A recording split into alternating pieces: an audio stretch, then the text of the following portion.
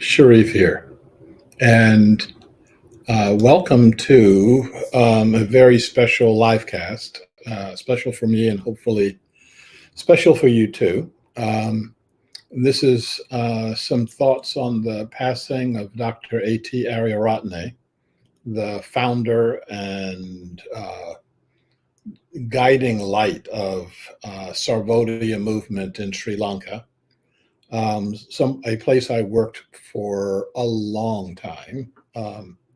And I wanted to.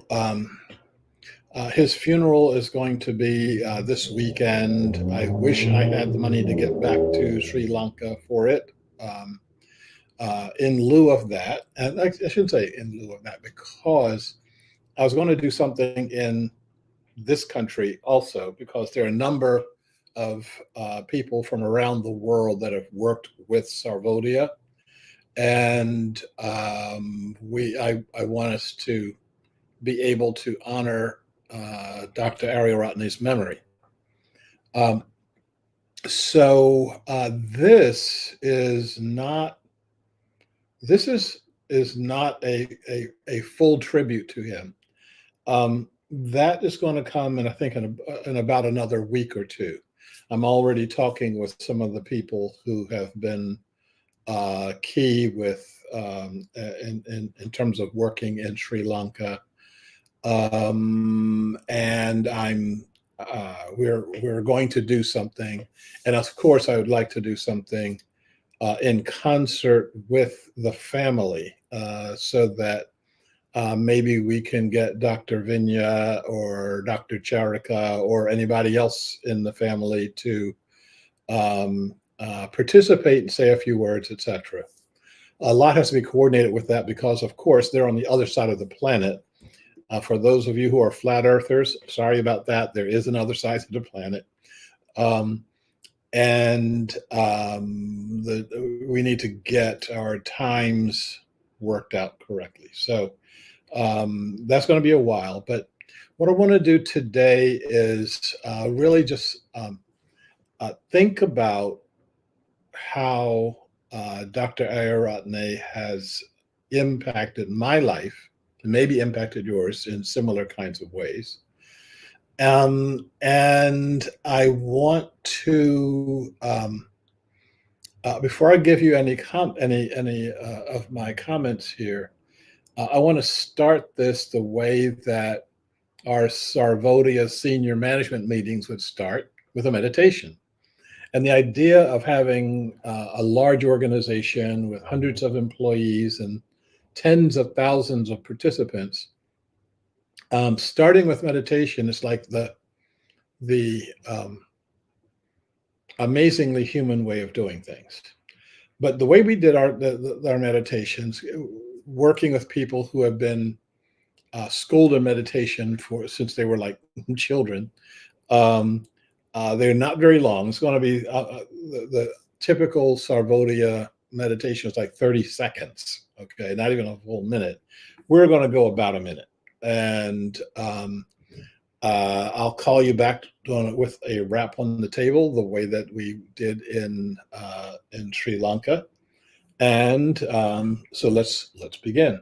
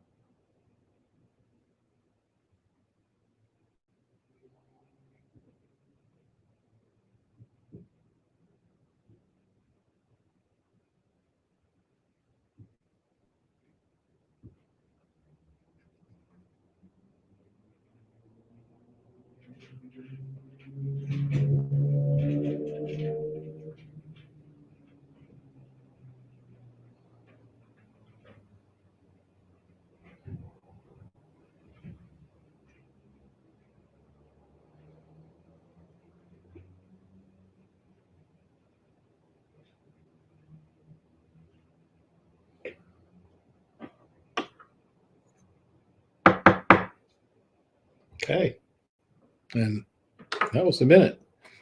And I was sorting through a number of thoughts since I got the word yesterday that he had passed on. Um, I sorted through a number of my thoughts, feelings, emotions, etc. And I'm calling this balancing the myth and the man. Um, some people have only encountered Ari in his mythic role. I mean, the leader of the world's largest self-help cooperative development organization. Um, the man who would lead tens of thousands and then hundreds of thousands of people in meditations for ending the war that was in Sri Lanka. Um, Someone known on literally on the world stage as a person who was a revolutionary, but a nonviolent revolutionary. And I remember there are times when I would be sitting with Ari, and he would say something, and he'd say, "Oh yeah, when I was in the such and such meeting, and I was talking to Che Guevara," and I said, "You knew Che Guevara?" Or when I met Malcolm X, I was like, "You know Malcolm X?" And it was uh, it that this had a feeling of being larger than life. That this very tiny man that was a very big figure. Um, and because of that, and again, when I would see him in his role, literally leading um, tens of thousands of people. And I think I've got some slides here. Um, yeah, when I would see him in these roles, I would I would say like, yeah, that's yeah, I know, like, yeah, I know him. I know that guy. Um, on the one hand, on the other hand, um, when you know, at the end of a day and you see him in the compound and he doesn't have his traditional white on, and um, or we're in my office and we're having a strategy session and we're trying to get the numbers to crunch right. Or he'll stop in and say, "I'm doing a talk with the so and so Chamber of Commerce," and he'd say, "Yeah, I need a 30-minute speech to talk to so and so and so and so." And when he says that, I don't think he ever said to me, um, "I want you to write a speech for me." I don't think he ever said those words to me. But he just say, "Yeah, I need this 30-minute speech, or I need this such and such, or I'm giving a talk to so and so." And I'd say, "Well, you want me to write that for you?" And he'd say, "Oh, if you want to, it's okay if you do that." And I would write the speech. Um, and this was an interaction that we would have where I would help him to think things out. And a lot of times, what looked like innocent or just random conversations are places where we had gotten, or he needed to get clear on X or Y or Z. And we would tussle about it. We would look at all the different factors, and that was a very potent uh, experience for me. Um, but I have to say that it began under much more humble circumstances. Um, I I um, I first heard about Dr. A.T. Ariyaratne in a book. And this was in Catherine Ingram's book, In the Footsteps of Gandhi. And there were some, most of the people, it was a good book, but most of the people in the book I had heard of before. I knew their story, like the Dalai Lama or Desmond Tutu or, folks like that. And so I wasn't expecting much from the book. But then when she got to this guy by the name, with this really strange sounding name, the A.T. Ariyaratne, and started talking about his story, I realized that this was something that was very different from people like the Dalai Lama or people like Cesar Chavez. Took me a while to understand what the difference was, but Ari was playing and fighting in a field that was very, very familiar to me. This whole notion of how do you do development in a traditionally undeveloped community. We might even say an anti-developed community, something undeveloped. The people, the regular people in Sri Lanka. We're not talking about elites. We're not talking about Western influences or anything like that. We're talking about poor rice farmers who work really hard, work harder and harder to get less and less. And I'd never seen a rice farmer before. I'd never been in an agrarian situation before, but I knew this, being Black and growing up in Camden, New Jersey, and knowing how you don't miss the development boat. The development boat purposely sails without you.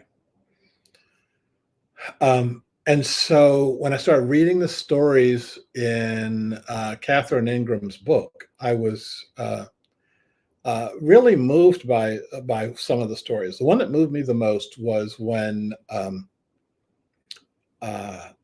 this is in the more turbulent periods of Sarvodaya. Ari got wind that someone was planning on assassinating him, and they were going to pay a professional assassin to go to his home and execute him. And when he heard this, he went to that man's home, went to his home, and he said, I heard you're going to shoot up my house. Don't do that. I'm here right now. Go ahead and shoot me. And the guy was so impressed by his courage, his forthrightness, and his fearlessness in the face of death, that he switched from being his assassin to being his supporter. So I read this and I said, no, that's interesting. I'll kind of just store it in the back of your head, finish reading the book. A couple of years later, I look and I see that this guy, that somebody with the name of A.T. Ariyaratne, is going to get an award from the Hubert Humphrey Foundation, and he was flying to the United States to pick up his award. And I did something that I have never done before, and I've never done since. I went and got on an airplane to see one person. So, felt very strange. I had no idea that I'd be able to do any more than just sit in an audience and clap when he spoke. But I got in the plane, went to wherever this was, And because of my flight, I was hours early, so I decided I was just going to hang out on campus and wait for us, University of Minnesota, and wait for him to start speaking. So I went to look for the room, huge auditorium, and they were setting up the chairs, and there was one person in the auditorium, and that was this little guy wearing this white sarong, A.T. Ariyaratne. And I thought that was really strange. So I walked up to him and said, "Hey, are you the dude?" And yeah, I'm the dude. And I knew I had a question for him on how to do the administrative aspect of a of my of a project, of a people-led project. So I asked him if it was okay for me to ask the question, and sat down, and I started laying out for him what I was doing, and he's just looking at me. And I said, so I want to know if you do it this way or if would you do it that way? And there was a pause, and he's looking at me, and he says, "I know what your problem is." Now, up until that moment, I didn't say anything about me having a problem. I was not particularly I didn't get warm fuzzies from him saying this.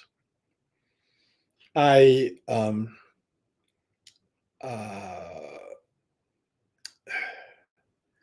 I didn't I didn't say anything, but I wasn't reacting well to this, to what he said. And he keeps going. He said, "I know that um, you push away the limelight, but you're greedy for publicity." Okay, my opinion of him is getting lower. He said, "I know you tell people that you don't want money, but you're really greedy for money. You're greedy for publicity. You're greedy for fame." Now I'm wondering if I'm going to have to slap him. Yeah, I pledged to nonviolence, but there's some things that go beyond the pale here. So if I hit him, I won't. He's so small. I may do real damage here. And then he finished what he said. He says, "I know that this is your problem because it's my problem also." And when he said that, it created a bond between us. And that bond stretched over decades. Um, at that point, he, I had read books about him. Okay, I had seen his bio. I was aware of his awards and his honors and things like that. But at that point, he comes down to the level of being a human being. And at that point, we could then align our humanness together. At that point, I saw that he was like me, struggling with issues of how do you deal with money? How do you deal with fame? How do you deal with your spirituality when your spirituality is being examined and maybe even critiqued by people on the outside, people who don't know all of the aspects of your struggle? All they know is, I see this about him, so he must be godlike, and we're going to put him on a pedestal. Or he's less than I thought of him, so that means that there's a fault or a defect in his character. So we went on to talk, and we had an hour to talk because there's no one else in the entire auditorium, and the more people started coming in, and then his handlers came and whisked him up to the stage, and he gave an amazing speech. I don't think they recorded it, but it was really, really good. I was listening to people when they were walking out of the auditorium, saying, "Wow, that little Gandhi dude was great." No one knew how to say Ariyaratne. um, so and then he suggested that we meet for breakfast, and we did, and he showed me a meditation technique, which I thought was really good. And the last thing he said to me was, if you're ever in Asia, drop in and see me. And I said, okay. So 6 months later, I was doing this round the world thing, and was coming out of Russia and was on my way to, I think, Thailand. And I looked on the map and Sri Lanka is kind of like right in the middle there. And I checked my piggy bank, and there was actually money in it. And I decided to stop in on him, with no expectation other than I'm going to see a new country, and I'll be able to see with my own two eyes what his work is. So I dropped in, and his tradition is to let people get acclimated for 2 or 3 days, and then puts them to work. And the condition that Sarvodaya was in at the time, there was an awful lot of work that needed to be done, an awful lot of administrative work, an awful lot of the problems of taking Western concepts and adapting them into a non-Western environment was really, really interesting. And I started at the bottom of the totem pole like everybody else, but I started because I was doing a lot of work on organizational development at the time in the United States. I started saying, why don't you do things this way? And why don't you do things that way? And why don't you do things that way? And people were paying the organization and its management and leadership started paying attention. That was the first trip. Came back and they said, "Can you come? Can you do more?" I was like, "Sure, I can do more." So I started going back and forth every 2 or 3 months or so, spending 2 or 3 months in Sri Lanka, then 2 or 3 months back in the States. I'd come to the States to do my work here to make the money that got me back over to Sri Lanka. My role increased during one of those trips when one of the Westerners, there are a couple of different kinds of Westerners that would come to Sri Lanka. Some of them that heard about Sri Lanka, heard about this Buddhist organization, et cetera, and they wanted to practice their Buddhism. They wanted to be of service, etc. And then there's a small handful that just wanted to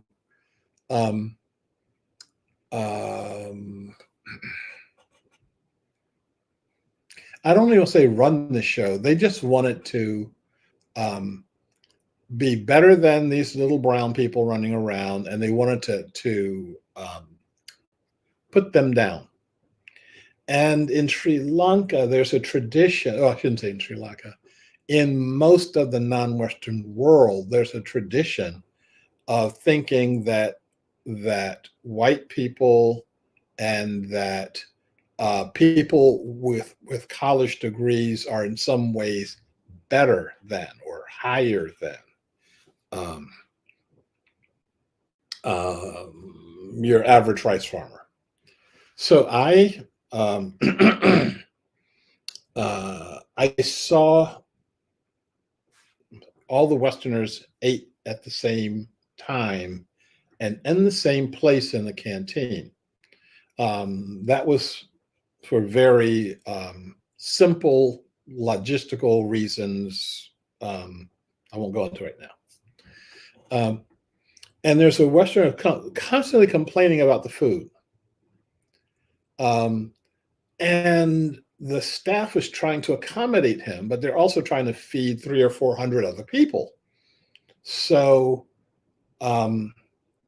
once when he was, and he was berating the staff to the point that they were in tears. And I stepped in and said, you need to stop doing that. I said, just because they go along with it doesn't mean I'm going to go along with it. And I said, if I were them, I'd be pissing in your cornflakes right now because what you're doing is not good. So you should stop it. And when I suggested somebody stop something, they stop it. And the word got out to everybody that I was on their side. And I started being seen a different way by everyone. And Dr. Ariyaratne started giving me different assignments. And this is traditional in the Sri Lankan culture, that when a person has a title, a person is head of an organization, etc., you really honor him. You bow to him. You may even bow down to the ground to that person. But it also means that that you may be bowing to the ground to him, but you may not be paying attention. And the leader takes that. But because he or she is taking that, that means that puts him in a difficult position to criticize that person if they're not doing their job. Well, I had no problem suggesting that somebody do their job. And for a lot of the time, both internal to the organization and external, I was an advisor, but in actuality, I was an enforcer. I was the guy who said, you said you were going to do such and such by such and such a time. You haven't done it. Where's the work? And it's okay if you bow to me, but I'm not going to change my mind or my attitude. That doesn't work for me. I'm immune. And I went around the organization when I said I went around the organization, this is a huge organization, 34 districts, and each district was larger than the next largest organization on the island. And a lot of the district coordinators who had the power in the organization got their act together. And a lot of the district coordinators thought they didn't have to get their act together, and then they realized that they still had to get their act together. A lot of them would appeal to Dr. Ariyaratne, like, put a leash on this guy. And Ari was like, well, he's doing his job, so, you need to do yours. After a while, when people realized I wasn't going away, I'd take the next plane back out, but I'm coming right back. Okay. So the organization started becoming a lot more effective, a lot more active, a lot more accountable. Ari could do the things that he did the best, and I could be on the sidelines and in the background getting getting the work done that he should not have had to do. Um, this earned me like higher and higher places on the in the organization. So I became um, Sarvodia's administrative advisor. Um, I became the guy that would say no to you, um, or that's not really well thought out, or you should think about putting it together this way. And it got to the point that people would actually run things by me, and that got to the point that Dr. Ariyaratne and Dr. Vinya would then tell people, did you run this by Sharif first? Did you have you looked at all this stuff first? Um, and again, so things started getting good. Um,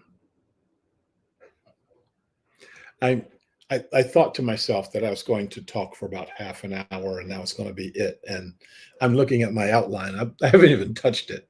I'm going to talk about maybe 15 more minutes or so. Okay, and I want to talk about the Peace Action Plan. I want to talk about, well, I guess I should go back over here.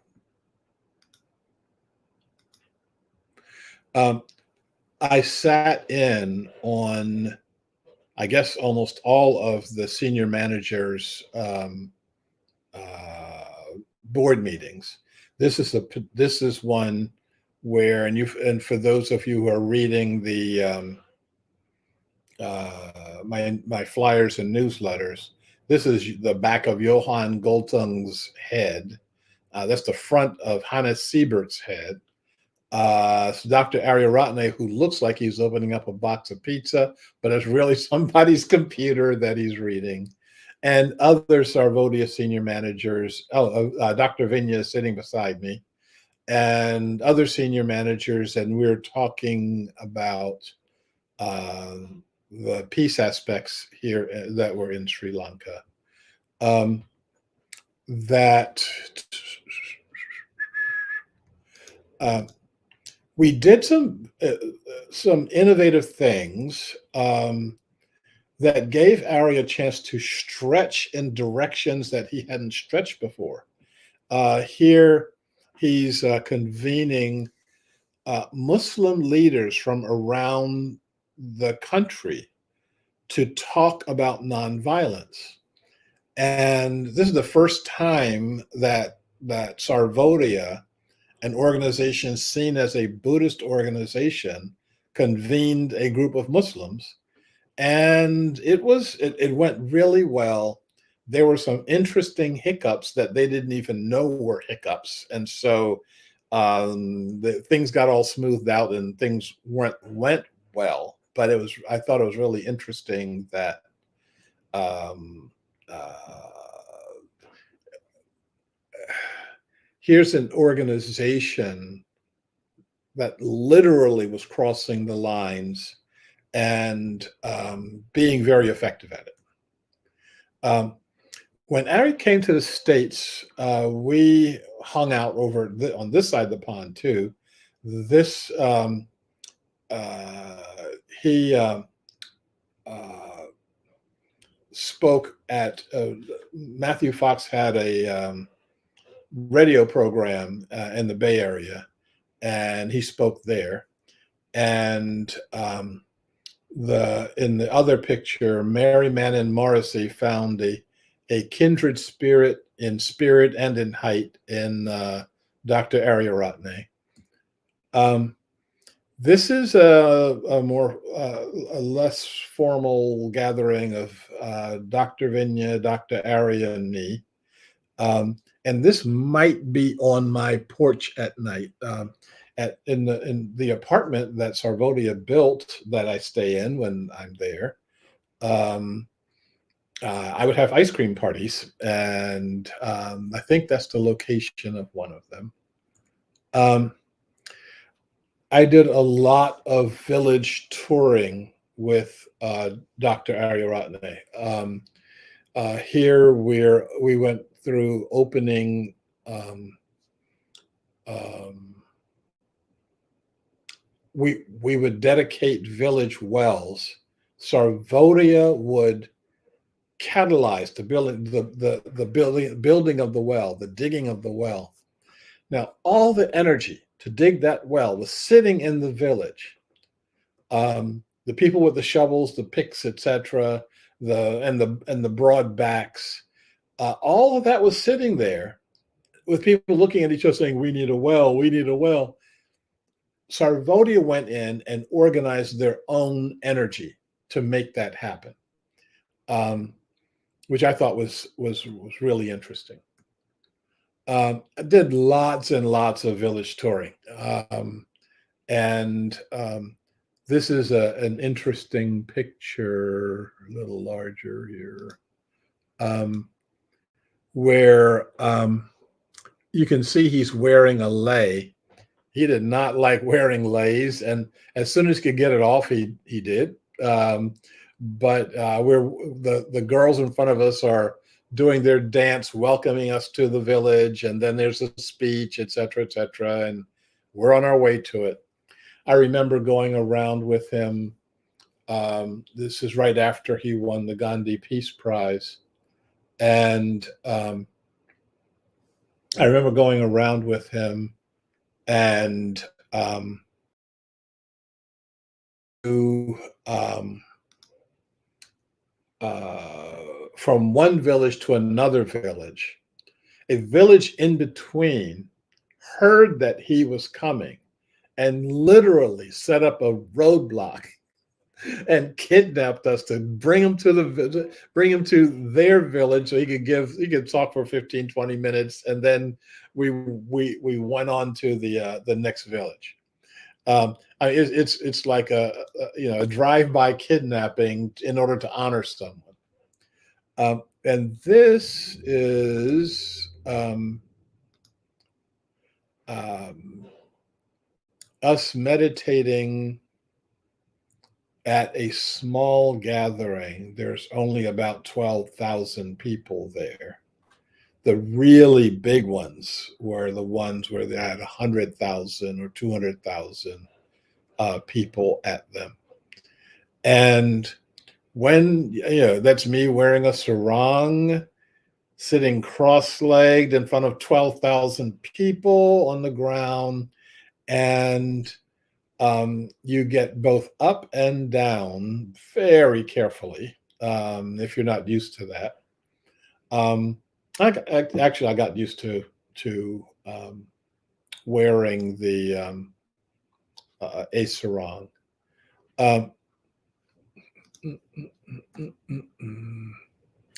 So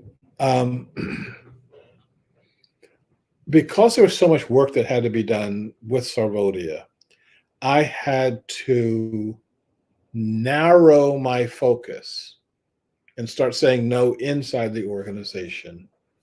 And so with Ari's focus, with Dr. Vinya's focus, I started focusing in on certain parts of Sarvodaya that were working. If the parts that were working fine, I left them alone. Okay. The ones that were not working fine, I worked more at. And one of the places I put almost all of my efforts were in the establishment of the Peace Secretariat. Sarvodaya had been, and those of you who have been following this have heard me say this before.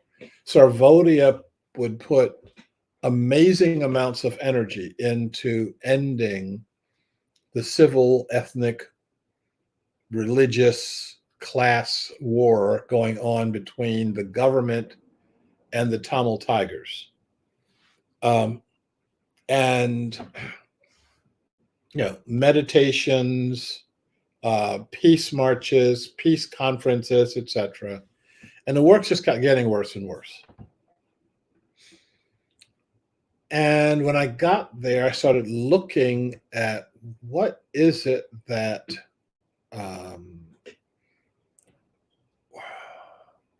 what should we be doing differently than what we're doing right now? And part of this was spending a lot of time one-on-one with Dr. Ari. Part of this was spending a lot of time working one-on-one with Dr. Vinya. Part of this was me going around the island and just talking to people, not talking to the leadership, but just talking to regular people on both sides of the issue. I should say all sides of the issue, because there are a bunch of sides. And together we came up with what we call the Peace Action Plan. How do we act for peace? It's one thing. First of all, most people don't even have a theory on peace. We spent the time to analyze and come up with a theory on why the war exists. Then, how do you solve this problem? Once you understand the problem, how do you solve it? And we came up with a multi-step program, multi-year program of how to solve the problem that we had identified. And we shopped this around to the entire organization, to all the leaders, all the districts, all the at headquarters staff, etc. And it's interesting the number of people who are saying, that won't work. Nothing will work. This war will go on forever. And I remember we had a big meeting that was at the headquarters at Sarvodaya in Moratuwa. And Ari wanted me to present the Peace Action Plan to the leadership. I think in part because it gave him deniability. If it didn't work, this foreigner came in here with these weird ideas, pointing at me.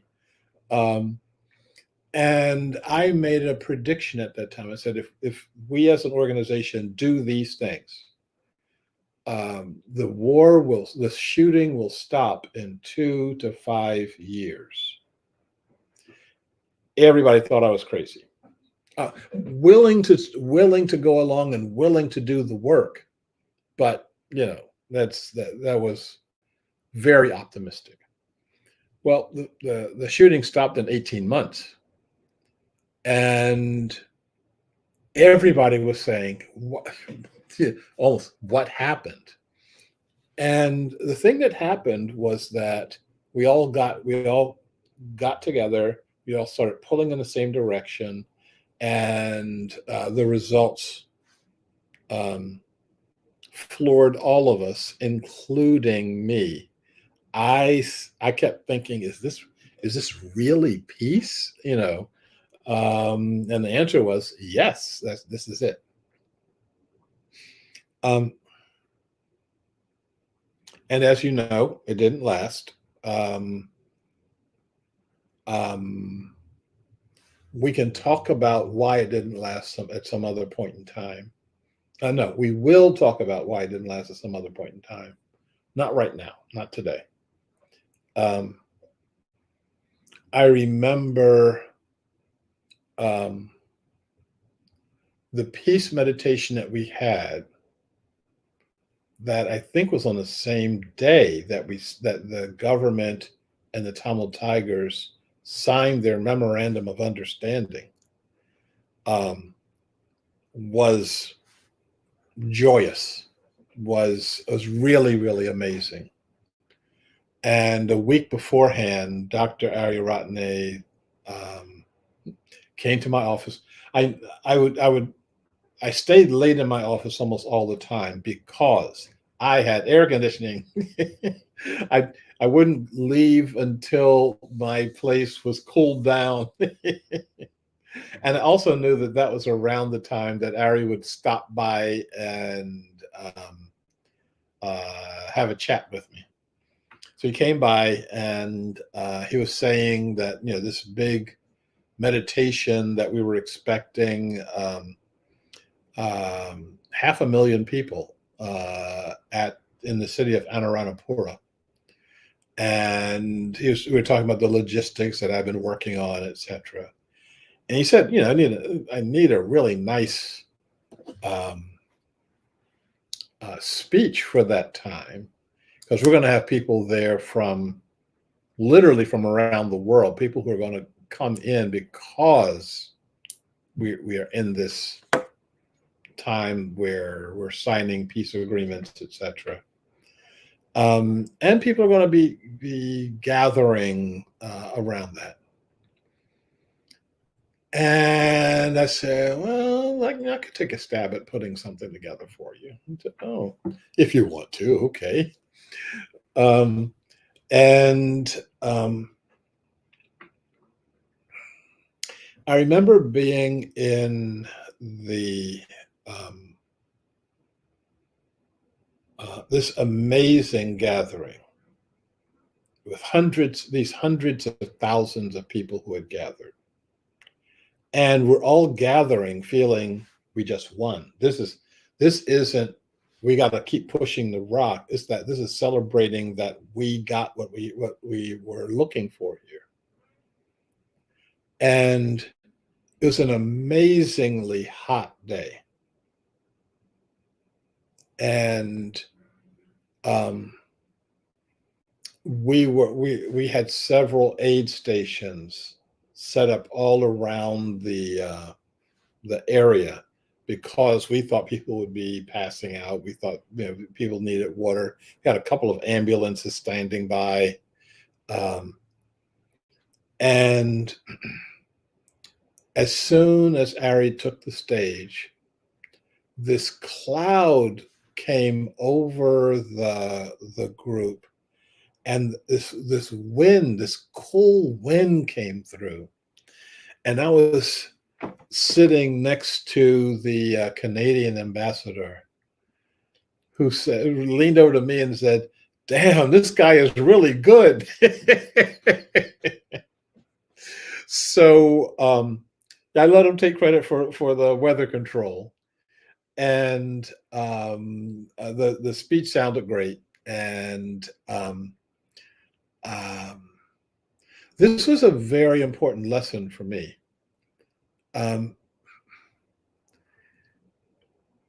Up on stage, there were my words, but I wasn't attached to them. This other guy over here was attached to them. And he's the one that received all of the credits of, great speech, sir. Yes, this was really wonderful, sir. Repeat it in the newspapers, etc. And I had to understand that was okay. That was, no, I'm sorry, it was more than okay. It was recognizing that I don't own that speech. It was also recognizing that he did not own that speech. To be recognizing that no one owns the speech. That this is something that is happening at the level of the divine, not at the level of me and my ego, or him and his ego. I'm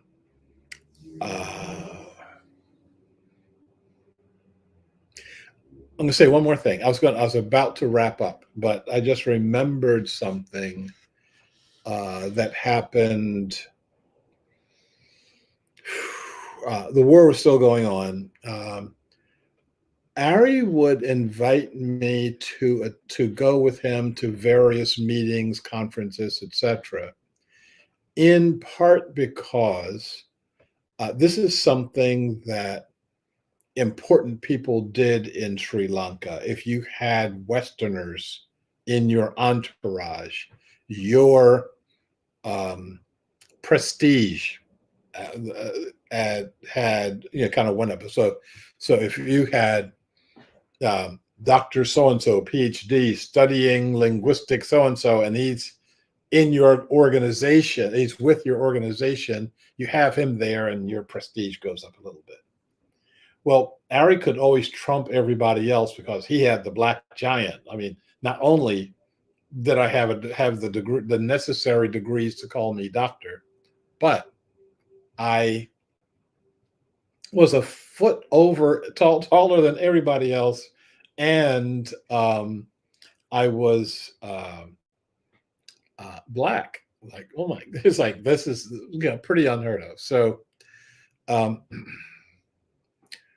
I was also used to Ari's um, flowery rhetoric when talking about other people. So I don't remember the meeting, but it was somewhere in Colombo, and lots and lots of the political leaders were there. Lots of the business leaders were there, and I was there with Dr. Ariyaratne, and he was introducing me to people. And he would say, "This is Sharif Abdullah. He's the next Martin Luther King in America." And the first time he said that, my first thought was to get him to shut up. Okay, like that's more than over the top. That's false advertising. I'm not the next Martin Luther King in America. And getting Ari to shut up was was impossible. Okay, so I heard this several times that night. Okay, this is Sharif Abdullah. He's the next Martin Luther King in America. And so Ari got up and did his speech, and everybody, yay. And in the meantime, the skies opened up, the monsoon came, and so when we were driving back, it took us like half an hour to get to the speech. It took us 3 hours to get back home. Okay.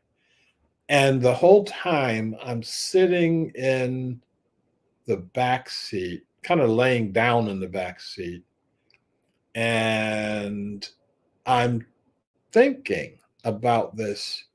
He's the next Martin Luther King in America. And I'm going through a number of different changes. Number one is, no, I'm not. Okay. Number two is, maybe I am. Maybe I've been missing the point here. Maybe we need the kind of movement that King had. Maybe we need the kind of movement that we were doing with the Peace Action Plan. Maybe we need a really fundamental change in our structures. What does that fundamental change look like? Okay, it's not convincing Congress to pass some piece of legislation, etc. It has to be more fundamental. It has to be more foundational than that. It has to work on the foundation of who we are as people, as consciousness, etc. And this is where I developed this notion of working with consciousness. The terminology that Ari used was working in the psychosphere, in the sphere of human thought. In the field of consciousness, it's the same thing, same language. There are many of us doing the same kind of arriving at the same point with different language, which is fine.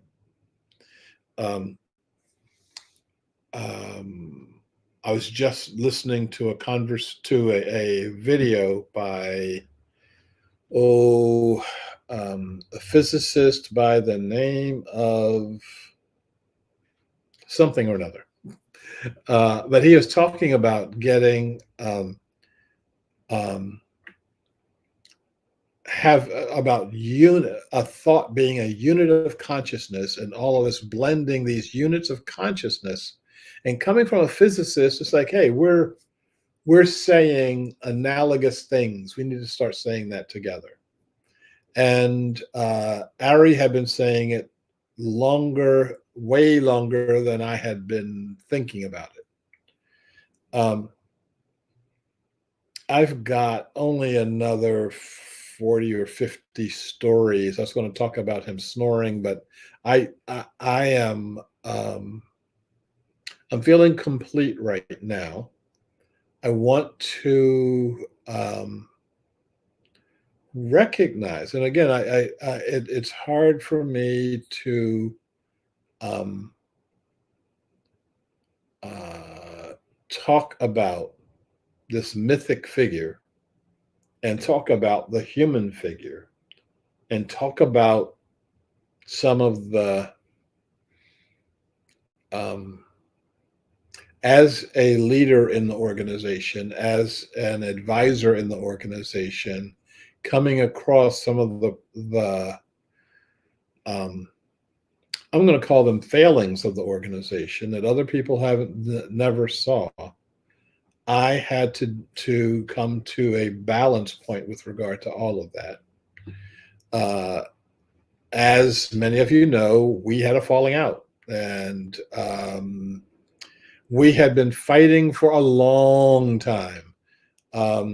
I've disagreeing with Ari, disagreeing with Vinya, but we would always be talking about we would know what our strategy is. We would fight about the tactics. But one time we had a basic falling out, and we'll talk about that on another day. But we never let the falling out interfere with the nature of us being in family, being connected to each other. We never let the falling out stop us from being loving human beings to each other. A couple of years after the falling out, I had to have some medical work done. Cannot afford it in this country. So I went over to Sri Lanka, and Dr. Vinya graciously set everything up in the medical field so that I got all of the tests done that I need to get done. And Dr. Ari, we had a meeting, and I started not to go to the meeting because, again, everybody knew that there was a problem. And some didn't know the exact nature of the problem, but they knew there was a very serious problem if I wasn't coming back anymore. But Ari asked me to come forward and say a few words and said a prayer for me and my health that I took to heart. And it's from that I can wish him well on the rest of his journey, however that journey continues into our eternity. So with that, that comes right up to this is the longest half hour I've ever spent. But let me end with the prayer that we have been saying together. May I be well. May I be secure. May I be happy. May you be well. May you be secure. May you be happy. May we be well. May we be secure. May we be happy. May all beings be well. May all beings be secure. May all beings be happy. And may Ari be well. May Ari be secure. And may Ari be happy. Thanks a lot. And we will continue in our regular live stream tomorrow at same time, 6 o'clock, the end of our future. Talk to you then.